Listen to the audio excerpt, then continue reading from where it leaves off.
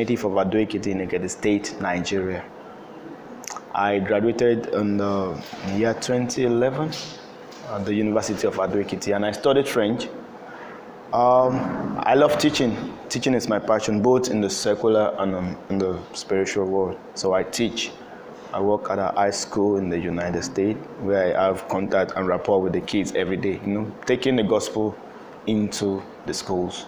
So, and also, I'm a writer, a publisher. I have my books on Amazon titled Working in the Golden Principles and The Growing Believers. And the other one is coming very soon, and that's something for singles. It's the sound of victory. It's the sound of victory.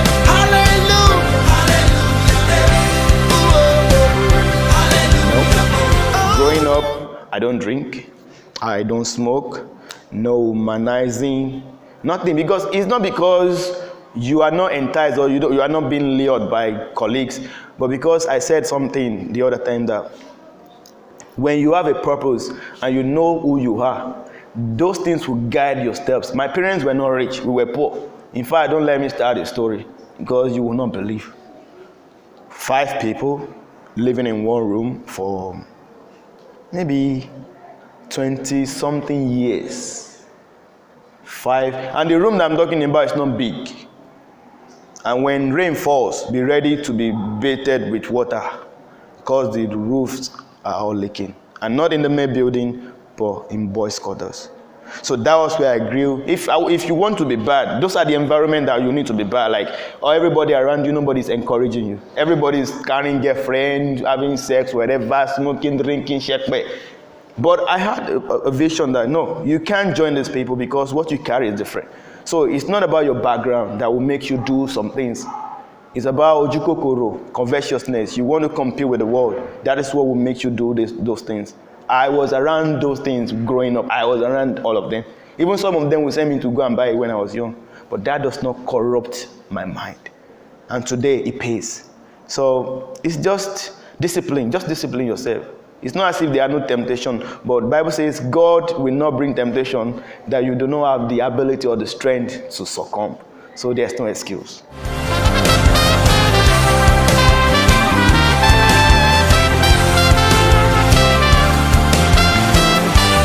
All these things that the governments they are doing is they are just putting the cart before the horse. What we need in Nigeria is mind revolution. There's no how you want to bat a pig.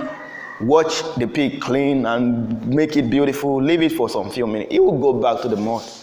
People need to be reoriented. Their minds need to be exposed to the truth. Banning all those things. Are they not still selling it? People are still buying it on the ground. They are still smuggling whatever. Because our system is porous. If you want to discredit what I'm saying, go to Benin Republic or whatever, or Chad. You can walk into Nigeria barefooted and nobody is going to challenge you. That's how porous our country is. So with the porous system, imagine they are banning something officially on the news or whatever, but on the ground, people are still, it's not helping. Provide things for these young people. Give them amnesty or jobs, or just provide, make their mind busy. Nigeria is capable of producing stuff in the technology world, but because our government, they don't care. And that's why our youth turn into drug abuse, all this issue of insurgency, all those things. That's because the Yoruba people used to say, "Owotoba dile, the lazy ends is the devil, or an idle end is the devil's workshop." So all the banning is just, it's not reducing. We are not lying. This is Nigeria. It's not reducing. And just like that song, they took it down though, but that's the truth. This is Nigeria. I will leave it for you.